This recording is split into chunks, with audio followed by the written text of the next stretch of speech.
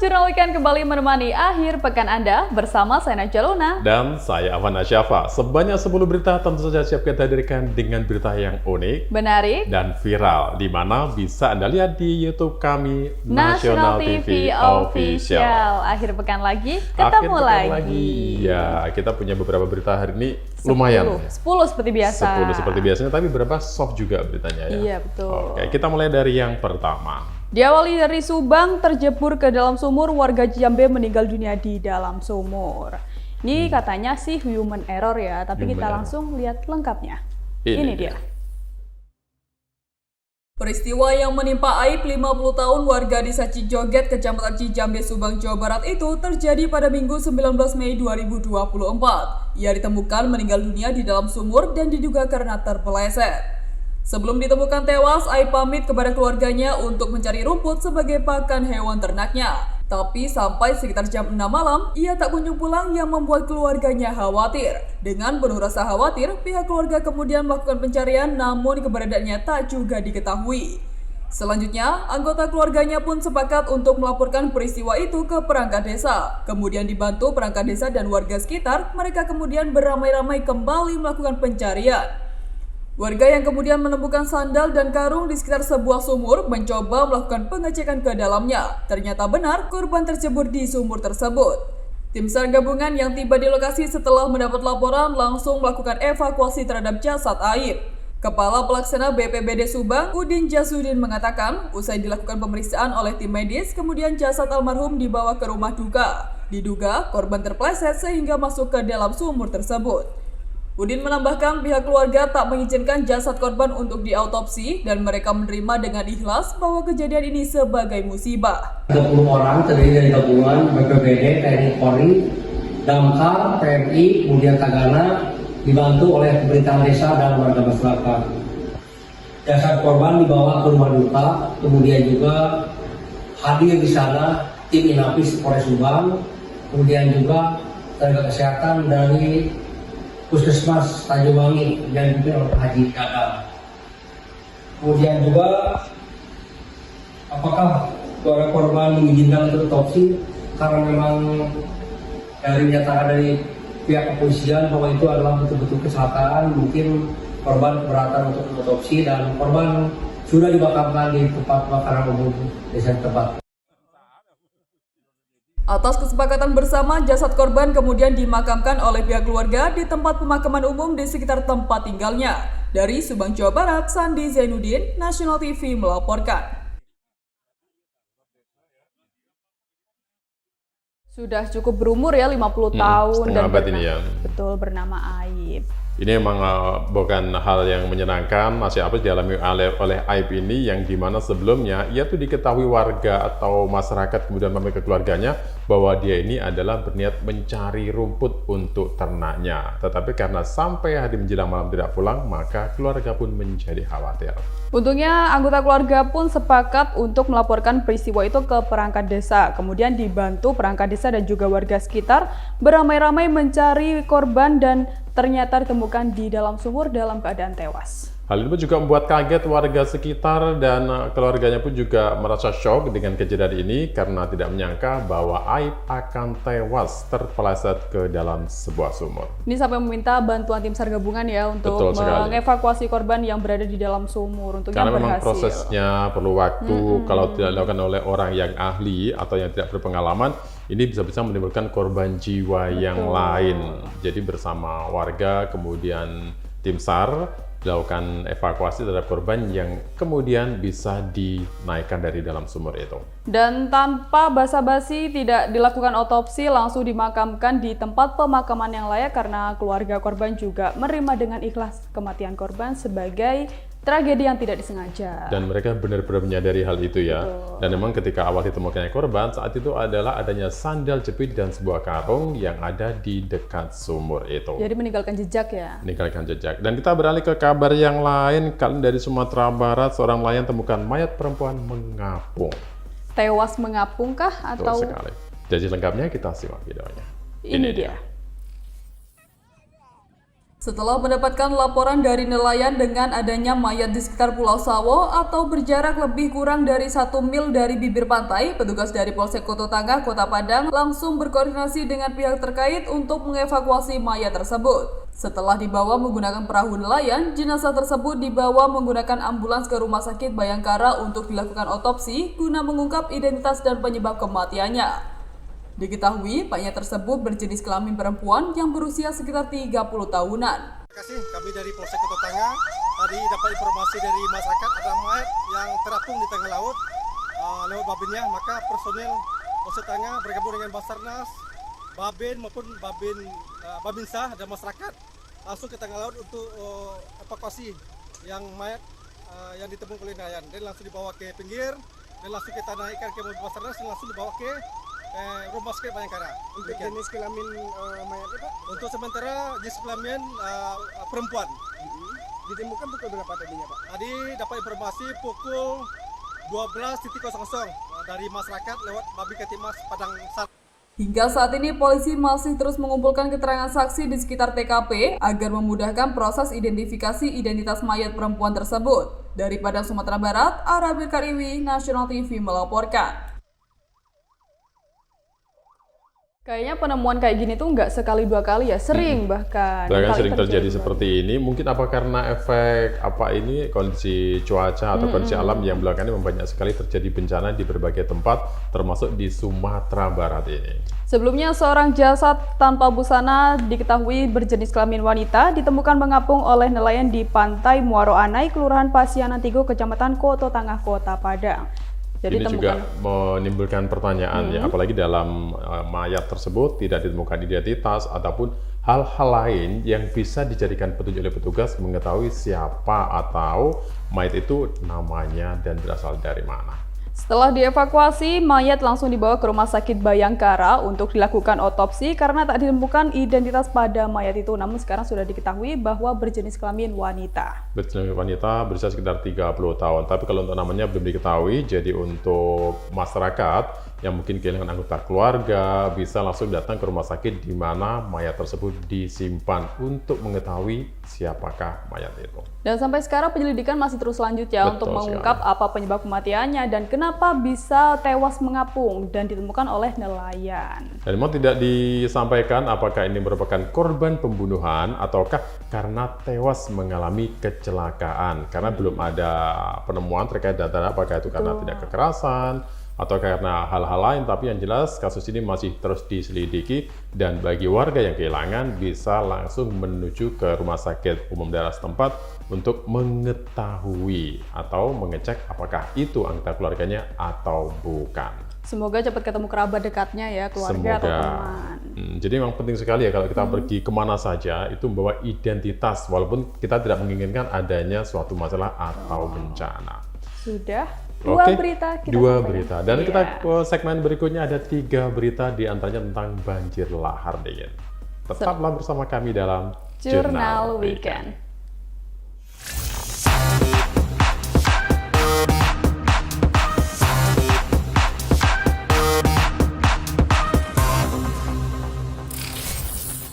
Jurnal Weekend masih bersama Anda dan selanjutnya kita punya 3 berita. Baik, dan inilah berita yang ketiga. Dari Sumbar diterjang banjir lahan dingin, puluhan warga Sumbar meninggal dunia. Ini terjadi di daerah Kabupaten Agam. Memang Sumatera banyak Barat. menimbulkan korban. Selengkapnya kita simak videonya. Ini dia. Dampak banjir lahar dingin Gunung Merapi di Kabupaten Agam menimbulkan korban jiwa yang jumlahnya mencapai puluhan. Polda Sumbar mencatat, sampai Kamis 16 Mei 2024, sebanyak 61 orang berhasil ditemukan dalam kondisi meninggal dunia dan 12 lainnya masih hilang. Dari puluhan korban yang meninggal itu, 56 diantaranya telah teridentifikasi. Sementara itu, sampai saat ini Bidokes Polda Sumbar masih terus membuka dan menerima pengaduan di posko DVI bagi masyarakat yang kehilangan keluarganya. Selain itu, mereka juga mendirikan posko DVI di rumah sakit yang ada di beberapa wilayah, antara lain Bukit Tinggi, Padang Panjang, Tanah Datar, Sijunjung, dan RS Bayangkara. Hingga saat ini korban yang belum ditemukan identitasnya berada di sejumlah tempat. 2 jenazah di rumah sakit Tanah Datar dan 3 jenazah lainnya di RSUD Sijunjung. Untuk itu, bagi masyarakat yang kehilangan keluarga bisa melakukan pengecekan ke tempat itu. Kombes Dwi Sulis, Kabid Humas Polda Sumbar mengatakan bahwa Bidokes memastikan kalau posko DVI ini akan terus dibuka walaupun masa tanggap bencana telah habis. Sedangkan untuk warga yang membutuhkan layanan karena posko di daerahnya telah tutup, bisa datang ke posko DVI RS Bayangkara. Sampaikan bahwa hari ini sudah teridentifikasi 61 jenazah, ya, 5 belum teridentifikasi, yang tersebar di posko-posko DVI di Rumah Sakit Sijunjung, Rumah Sakit Tanah Datar, Rumah Sakit Bukit Tinggi, Rumah Sakit Padang Panjang, dan di Rumah Sakit Bayangkara. Khusus di Rumah Sakit Bayangkara Polda Sumbar ada 11 jenazah yang semuanya telah teridentifikasi dan sudah diserahkan kepada keluarga masing-masing. Dari Padang Sumatera Barat, Arawil Kariwi, National TV melaporkan. Ini cukup banyak ya korbannya, mengingat ada puluhan orang yang Betul tewas. sekali. Jadi dari adanya bencana banjir lahar dingin ini, Polda Sumbar mencatat bahwa sebanyak 61 orang menjadi korban banjir lahar dingin ini, di mana 12 lainnya belum ditemukan, maksud kami. Untuk sementara itu, sampai saat ini Bidokes Polda Sumbar masih terus membuka dan menerima pengaduan di posko DVI bagi masyarakat yang kehilangan keluarganya. Dan dampak dari adanya banjir lahar dingin dari Gunung Merapi ini bukan yang pertama, karena sebenarnya juga pernah terjadi seperti ini. Tercatat dari 61 korban yang telah ditemukan itu ada 56 diantaranya telah diidentifikasi. Ini dari jumlah korban yang meninggal dunia. Sementara sampai saat ini dan masih terus dilakukan pencarian, termasuk pengaduan juga masih tetap diterima oleh pihak Polda Sumbar. Tentunya pemerintah setempat dan juga instansi terkait juga mendirikan posko DVI di rumah sakit yang ada di beberapa wilayah, antara lainnya Bukit Tinggi, Padang Panjang, dan juga Tanah Datar Sijunjung di RS Bayangkara. Jadi terus dibuka untuk barangkali ada keluarganya yang mengunjungi korban-korban tersebut. Baik, itu juga menjadi petunjuk bagi masyarakat yang kehilangan anggota keluarga. Kita beralih ke kabar yang lain, kali dari Banyuwangi. Pickup tercebur di laut di ASDP Ketapang. Lagi-lagi tercebur ya. Kalau tadi tenggelam, tewas, ini pickupnya. Ini juga karena faktor alam.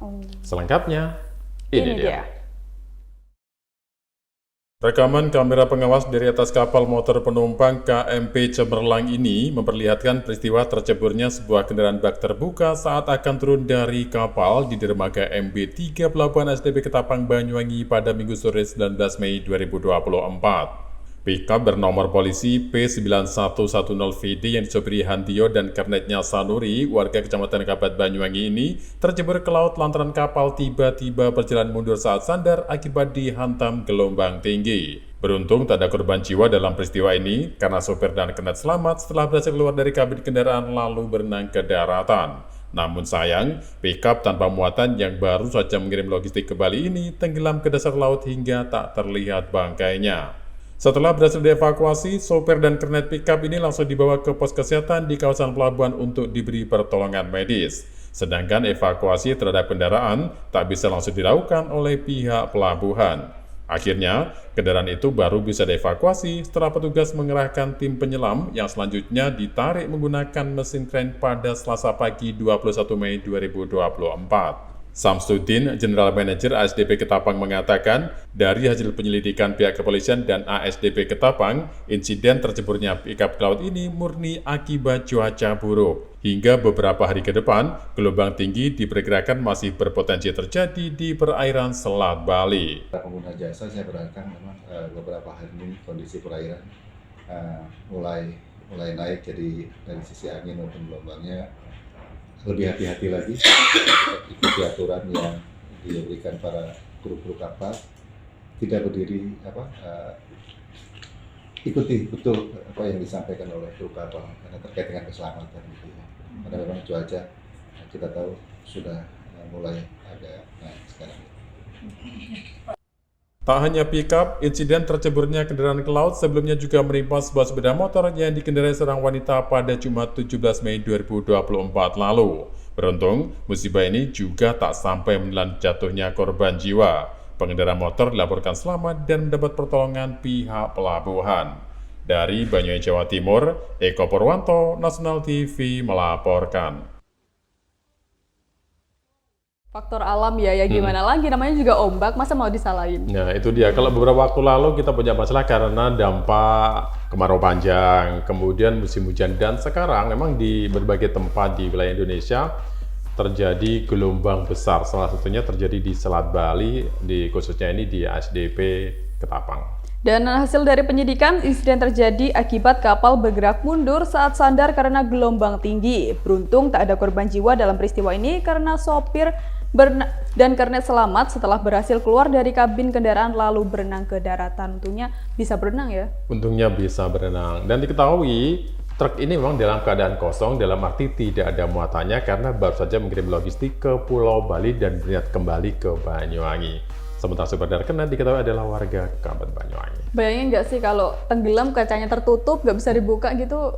Itu lebih bahaya, dan tentunya memang antara sopir dan kernet sama-sama bisa berenang sehingga mereka bisa kemudian menyelamatkan diri ke pantai.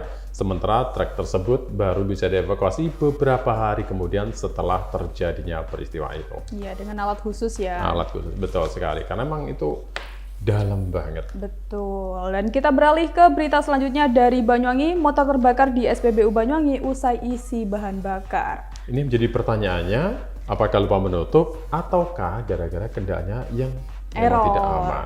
Kita lihat berita lengkapnya. Ini dia. Video amatir warga ini merekam kepanikan petugas dan warga saat mengetahui adanya satu unit sepeda motor terbakar di kawasan SPBU Sukowidi, Kecamatan Kalipuro, Banyuwangi pada Kamis siang 15 Mei 2024.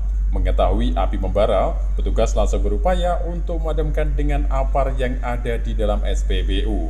Besarnya kobaran api membuat petugas mengalami kesulitan saat melakukan upaya pemadaman. Terlebih karena diketahui sepeda motor ini merupakan milik warga yang baru saja mengisi bahan bakar minyak di SPBU itu. Banyaknya minyak yang mudah terbakar di dalam kendaraan membuat api kian berkobar. Warga khawatir jika kobaran api tak segera tertangani akan merembet dan bakar mesin SPBU yang bisa membuat kebakaran semakin besar. Setelah berjibaku sekitar setengah jam, petugas SPBU akhirnya berhasil memadamkan api. Sementara petugas Damkar Banyuwangi Kota yang menerima laporan juga langsung melakukan pendinginan sekaligus memastikan bahwa tak ada lagi titik api yang muncul. Ahmad Anton, pengawas SPBU Sukowidi mengatakan, belum diketahui secara pasti apa yang jadi penyebab terbakarnya motor itu. Berdasarkan keterangan petugas SPBU, pemilik sepeda motor ini sudah 2 kali mengisi bahan bakar. Setelah pengisian yang kedua kalinya itu, tiba-tiba saja motor terbakar saat akan keluar dari kawasan SPBU. Mengetahui kendaraannya terbakar, pemilik memilih kabur meninggalkan kendaraannya. Itu awal mulanya tadi karena dia pengangsu mas. Jadi dia sudah ngisi kedua kalinya, sama pihak operator kami sudah dilarang tapi dia tetap maksa. Akhirnya sama pihak operator kita diisi. Setelah diisi dia muter balik ke sini, lari. Setelah itu pedangnya dibuang kebakaran mas. Dan orangnya sekarang sudah lari, nggak tahu kemana mas. Oh nggak ada nggih orangnya nggih. Itu sepeda motor apa mas yang terbakar? Jenis Thunder mas. Oh Thunder. Nggih. Sampai sekarang, insiden ini masih dalam penyelidikan tim unit Reskrim Polsek Kalipuro, Banyuwangi. Akibat kebakaran tersebut, kerugian ditaksir mencapai sekitar 10 juta rupiah. Dari Banyuwangi, Jawa Timur, Eko Purwanto, Nasional TV melaporkan.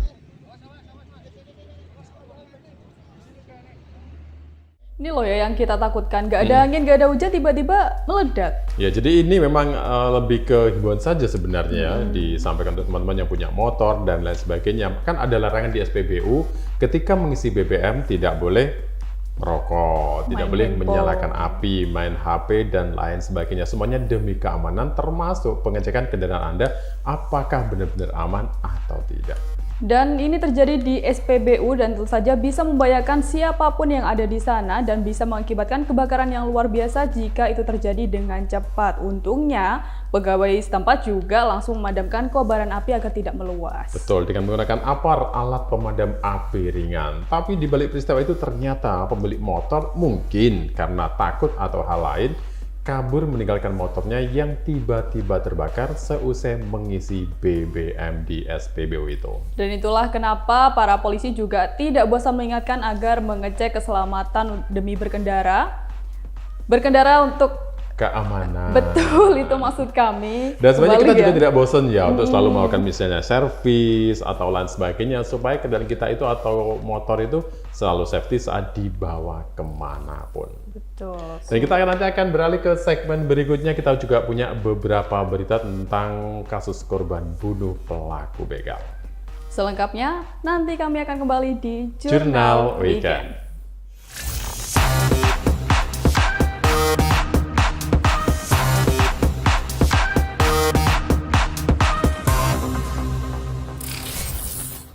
Anda masih bersama kami dalam Jurnal Weekend. Dan kita sekarang berada di segmen yang ketiga, dan segmen yang ketiga diawali dari Jambi, di mana terbukti membela diri kasus korban bunuh pelaku begal dihentikan polisi. Akhirnya ya, setelah sekian lama akhirnya sudah ditetapkan bahwa korban ini tidak bersalah. Selengkapnya kita simak beritanya.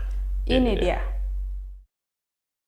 Fikirman Halawa, 20 tahun, korban begal yang menjadi tersangka pembunuhan pelaku begal di Kabupaten Tanjung Jabung Barat, Jambi, kini bisa bernafas lega karena penyidikan kasus korban begal jadi tersangka itu akhirnya dihentikan oleh polisi. Penanganan kasus pembunuhan yang menewaskan seorang pelaku begal bernama Edo, 19 tahun ini diambil alih oleh Ditreskrimum Polda Jambi dari Polres Tanjung Jabung Barat karena kasusnya menjadi perhatian publik. Sebelumnya, Satreskrim Polres Tanjung Jabung Barat telah menetapkan korban begal Fikirman Halawa, warga Desa Lubuk Bernai, Kecamatan Batang Asam, Tanjung Jabung Barat, Jambi, menjadi tersangka. Fikirman sempat dikenakan pasal 351 KUHP tentang penganiayaan yang mengakibatkan penghilangan nyawa seseorang dengan ancaman hukuman maksimal 7 tahun penjara. Setelah diamankan, Fikirman Halawa ditahan di Polres Tanjung Jabung Barat sejak tanggal 2 Mei 2024 lalu hingga saat ini. Ditreskrim Polda Jambi bergerak cepat mengambil alih penyidikan kasus ini. Mereka memeriksa sebanyak 25 orang saksi, diantaranya saksi ahli dari RSUD, saksi ahli dari Puslap 4 Mabes Polri, dan saksi ahli hukum pidana. Dalam kasus ini, Polda Jambi berhasil menemukan bukti-bukti baru baik setelah maupun sebelum peristiwa maut itu terjadi. Polisi menyimpulkan apa yang dilakukan oleh korban begal Fikirman Halawa adalah upaya membela diri dan mengkonstruksikan kasus ini ke dalam pasal 49 KUHP.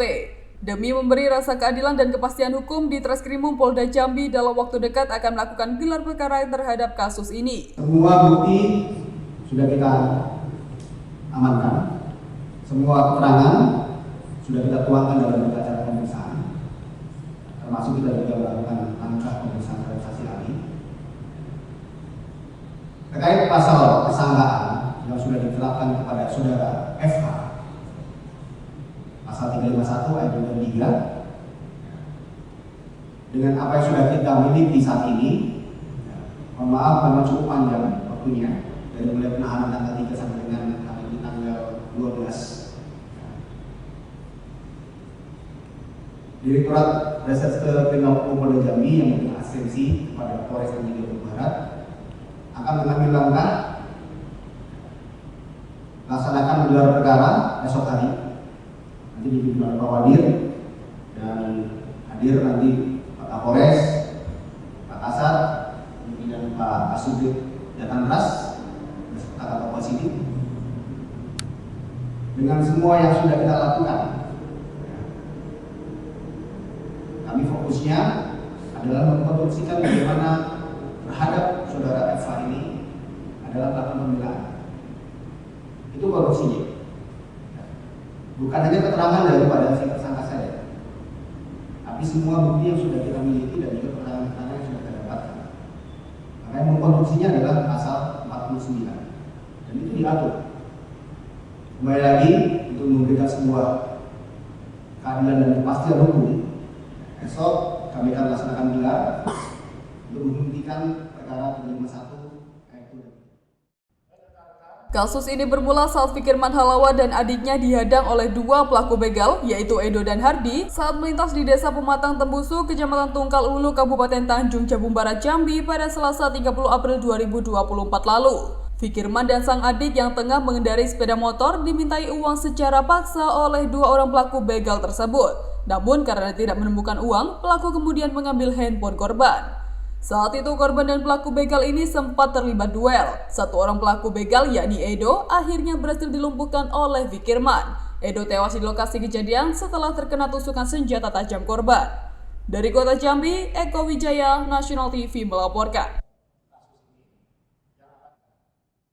Tidak menormalisasikan pembunuhan, tapi ini adalah bentuk bela diri. Dan ini memang menjadi atau patut mendapat apresiasi ya, kalau ketika orang mendapat ancaman, dia akan dibunuh, melakukan pembelaan, tetapi yang mengancam akhirnya terbunuh sebenarnya itu bukan suatu kesalahan. Dan ini akhirnya dimengerti oleh pihak kepolisian dan kasus ini kemudian dihentikan. Dan kasus ini sempat viral karena para warganet bertanya-tanya kenapa justru korban yang dipidana, padahal dia hanya membela diri. Kalau dia tidak membela diri, pasti dia akan dibunuh. Dan sebelumnya diketahui bahwa Fikirman Halawa ini sempat dikenakan pasal 351 KUHP tentang penganiayaan yang mengakibatkan penghilangan nyawa seseorang dengan ancaman hukuman maksimal 7 tahun penjara. Dan dengan adanya kasus ini, mereka juga memeriksa sebanyak 25 orang sebagai saksi untuk dimintai keterangan atas kasus ini. Dan dari saksi inilah kemudian diketahui bahwa ternyata si bukan pelaku sebagai korban ya, ini benar-benar tidak bersalah ketika dia melakukan pembelaan dan membuat si pelaku akhirnya terbunuh. Dan pastinya saat itu dia juga panik ya karena membawa sang adik. Betul sekali. Dari berita tentang kasus pembunuhan kita bergeser ke kabar yang lain. Beralih ke Banyuwangi, mobil tak bertuan sempat gegerkan warga Kali Gondo Genteng.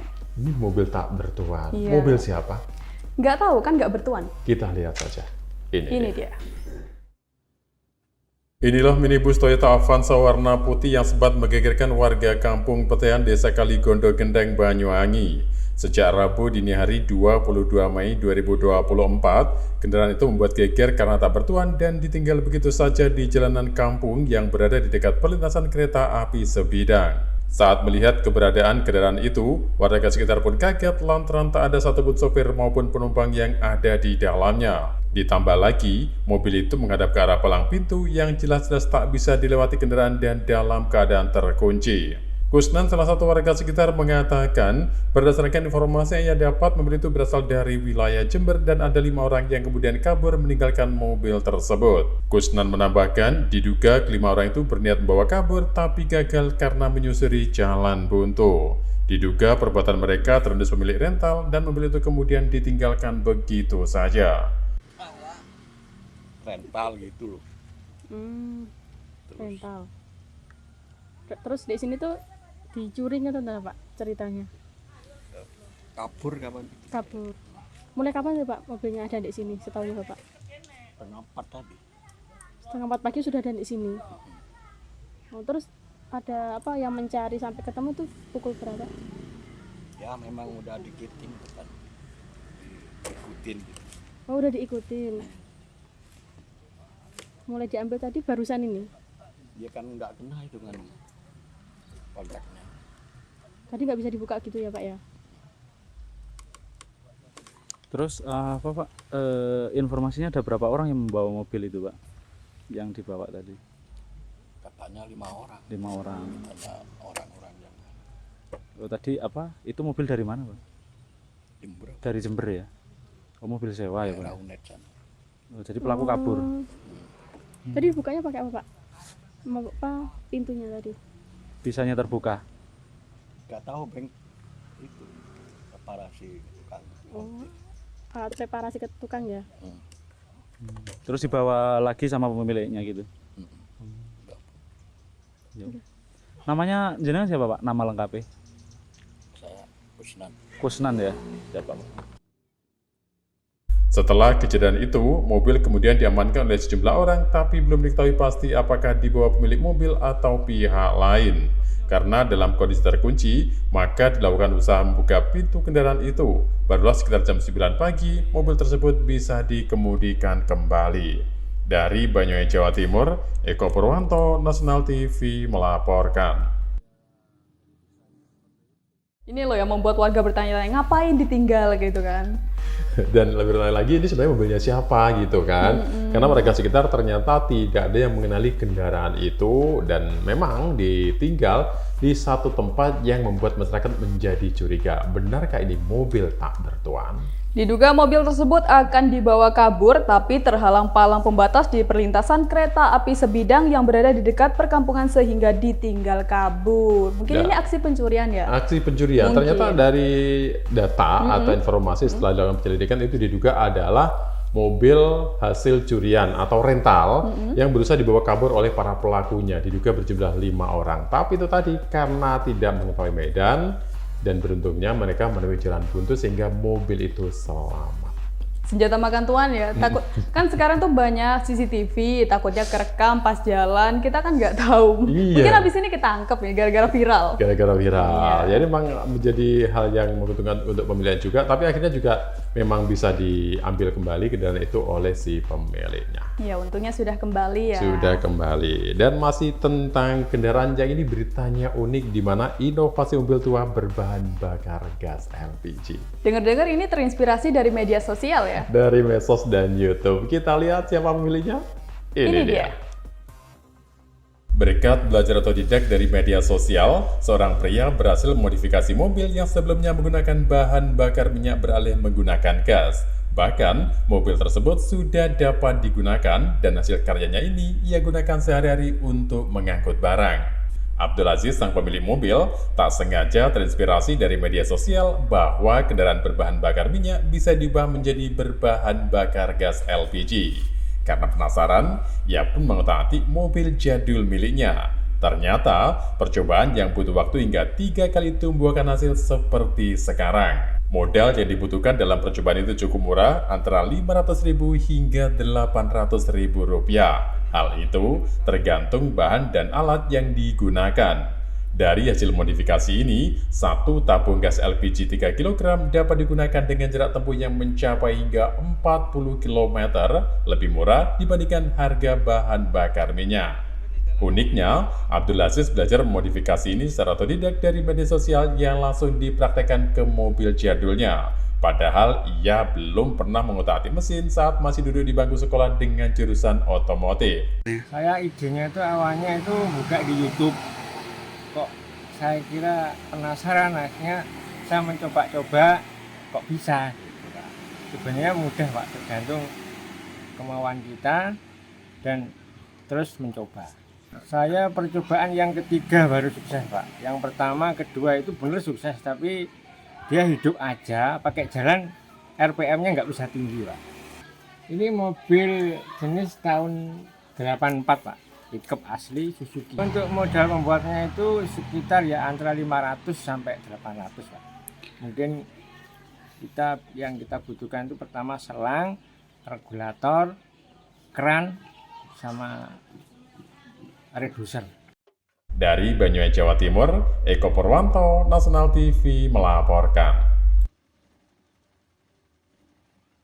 Sisi positif dari media sosial ternyata bisa menjadi bahan belajar ya. Kalau dimanfaatkan dengan baik, dan ini memang menjadi hal yang sangat perlu dicontoh, ada kekreatifan, ada inovasi sehingga mobil tua akhirnya bisa digunakan dengan menggunakan gas LPG sebagai pengganti bahan bakar. Tapi perlu diingat hal ini tidak boleh sembarang dicoba, harus dengan pengawasan dan dilakukan oleh ahli atau tidak minimal bertanya kepada yang ahli. Itu dia, si pemilik sendiri sebenarnya ketika melakukan percobaan nggak hanya sekali loh, tapi beberapa kali ya. Sudah praktek Satu berkali-kali. kali, 2 kali, 3 kali baru berhasil, itu pun karena ya medsos tadi, penasaran terus dicoba. belajar ya. Nah, itu dia. Belajar yang benar dengan pengawasan yang benar, kalau menjadi sebuah inovasi, tentu ini bisa menjadi hal yang berharga untuk dikembangkan. Dan hasil karyanya ini tentu saja menguntungkan dirinya sendiri karena bisa menghemat uang BBM. Dan memang ya, ketika melakukan percobaan ini, menghabiskan biaya walaupun nggak cukup banyak, antara 500 sampai 800 ribu rupiah. Jadi dari hasil modifikasi ini, satu tabung gas LPG 3 kg dapat digunakan dengan jarak tempuh yang mencapai 40. Dan sekarang mobil tersebut sudah digunakan jalan-jalan ya. Iya, bukan jalan-jalan saja, tapi untuk berbisnis. Berbisnis. Ya. Kita beralih ke kabar berikutnya. Di segmen selanjutnya. Iya, jangan kemana-mana. Tetap bersama kami dalam Jurnal Weekend.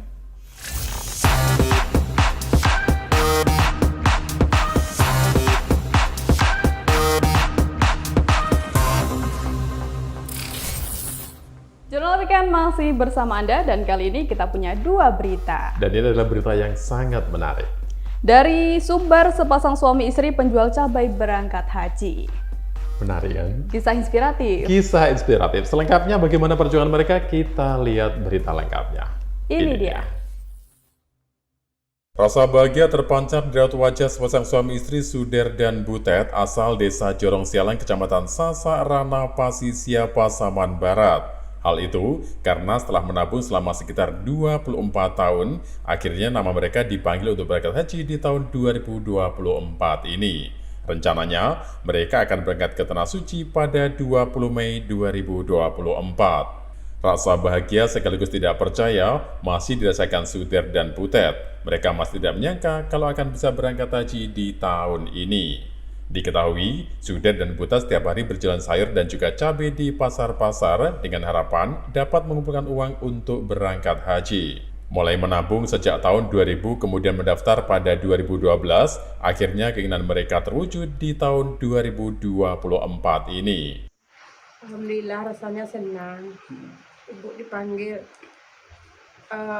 haji 2024 ini. Itu sudah lama, Bu?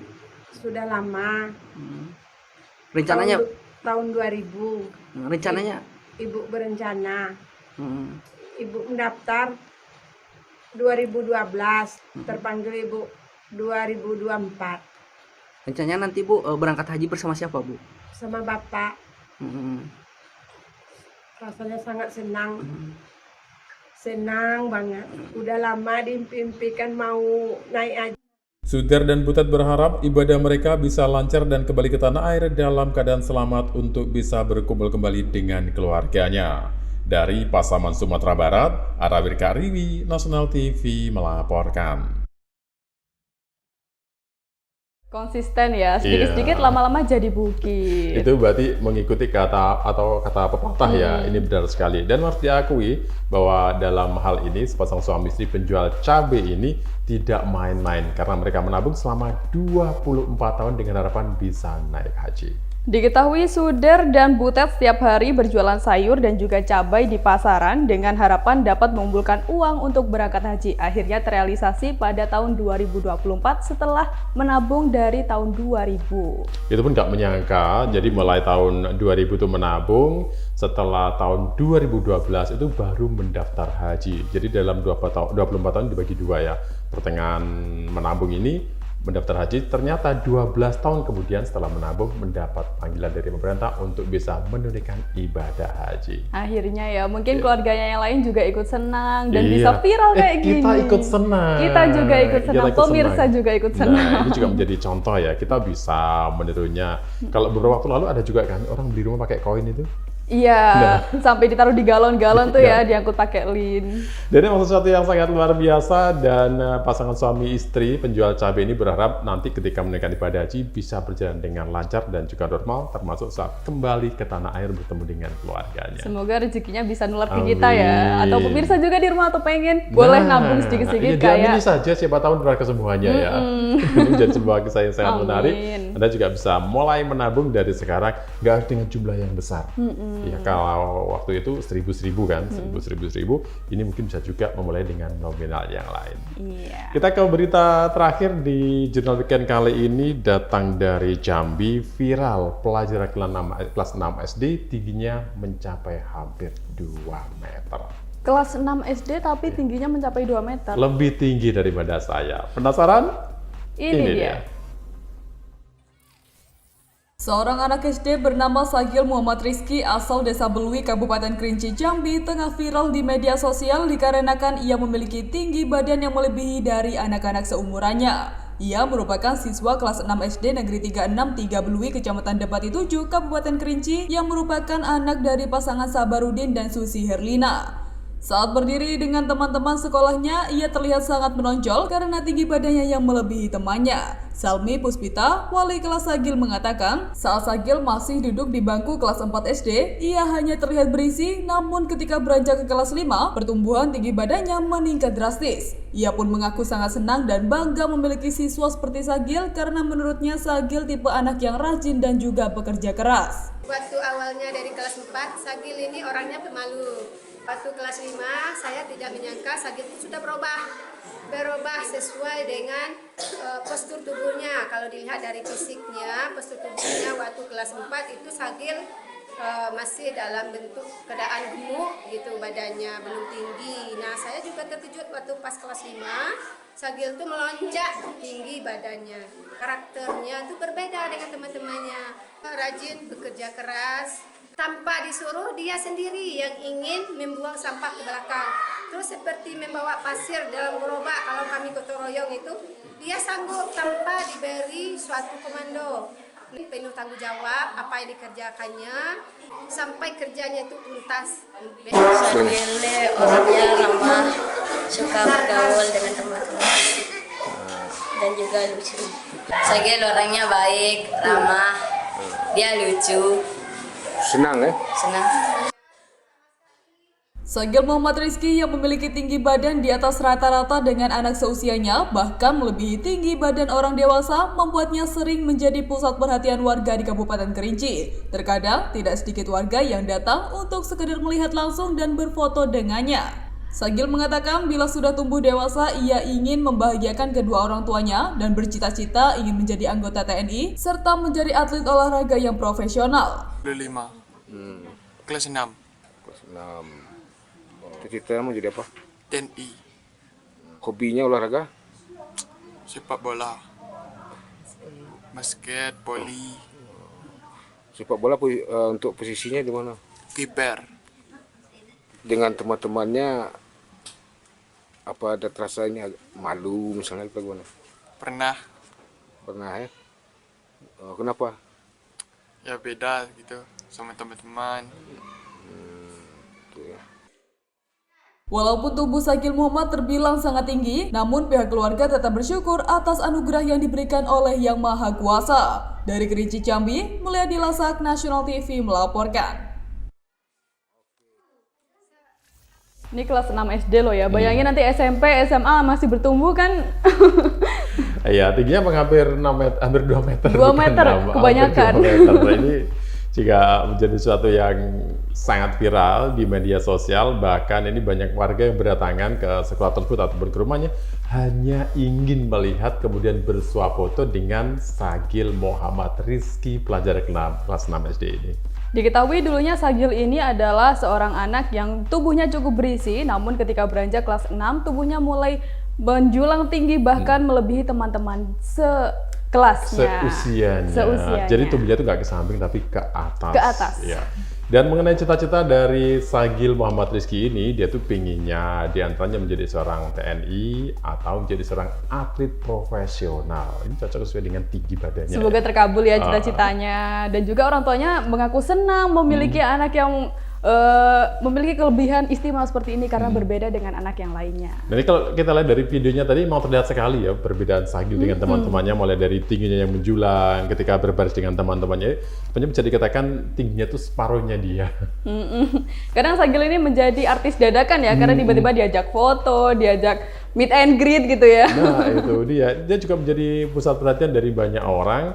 Dan kita doakan saja semoga cita-citanya tercapai. Amin. Dan kita juga mendoakan semoga Sagil menjadi anak yang sukses. Dan untungnya guru atau teman-temannya semua suportif ya sama dia ya. Tidak ada yang membedakan Sagil. Betul, walaupun berbeda tetapi semuanya memperlakukan sama. Tidak ada pembulian, tidak ada olok-olok karena dia mempunyai tinggi yang tidak wajar. Iya, semoga keunikan seperti ini terus viral lagi-lagi. Dan itu adalah kabar terakhir dalam Jurnal Weekend kali ini. Saya Afana Syafa. Dan saya Najwa Luna. Tunggu kami dalam Jurnal Weekend berikutnya, tentu saja dengan berita yang unik, menarik, dan viral di kanal YouTube National TV Official. Sampai jumpa.